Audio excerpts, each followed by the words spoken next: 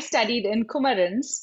Actually, a lot of my curiosity about science was sort of sparked there. And I think that one of the things that I very vividly remember from childhood, and I think this is because I studied a lot with my older sister. She taught me things that she learned in her class. And so when I was in fourth grade, she was in eighth grade, and I was learning about like the atoms, how in physics, right? How structure of the atom.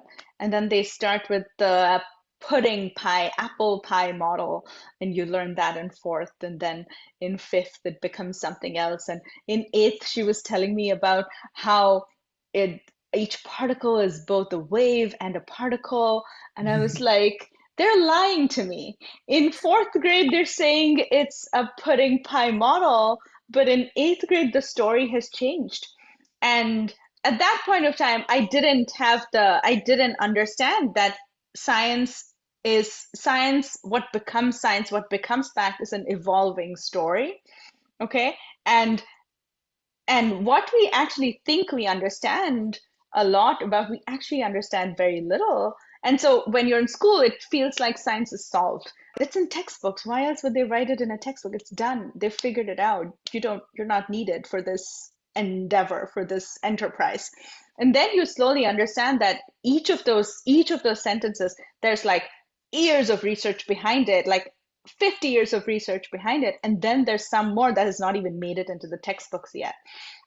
And so actually after that, going to ICER was kind of perfect because that's how they treated everything. They're like, everything is, you can question everything, and we don't know the answers to everything.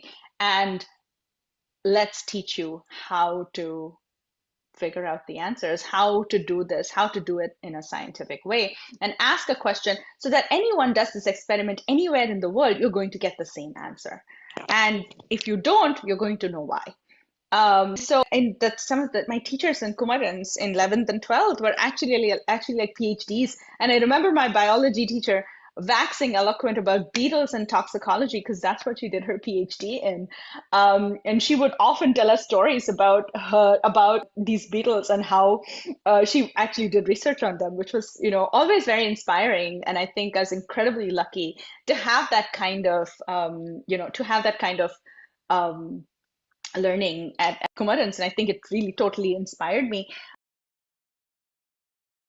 I actually know a lot of people who've been interested in neuro. I did a lot of my research at the Indian Institute of Science, and I did it as an undergrad, like as a first year in college. That's when I started. But I think if you reach out to professors at ISC or at NCBS, any of these research institutions, I think they're more than happy to bring high school students during the summer or even during school year. School year is kind of hard to just give you.